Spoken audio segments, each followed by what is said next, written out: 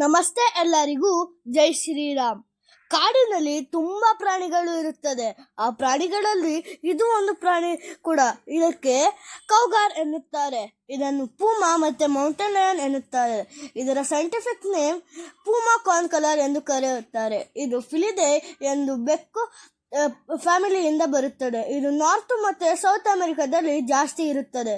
ಇದು ರಾಕಿ ಏರಿಯಾಸ್ ಮತ್ತೆ ಮೌಂಟೇನ್ ಅಲ್ಲಿ ಜಾಸ್ತಿ ಇರುತ್ತದೆ. ಇದಕ್ಕೆ ಬೇರೆ ತರ ಹಂಟಿಂಗ್ ಸ್ಟೈಲ್ ಇರುತ್ತೆ.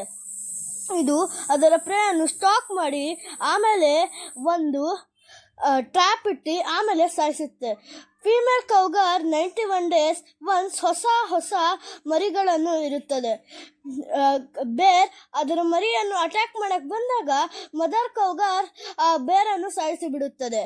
ಇದೇ ತರ ಇನ್ನೂ ಒಳ್ಳೆ ವಿಡಿಯೋಸ್ ಬೇಕಂದ್ರೆ ಲೈಕ್ ಮಾಡಿ, ಸಬ್ಸ್ಕ್ರೈಬ್ ಮಾಡಿ. Thank you.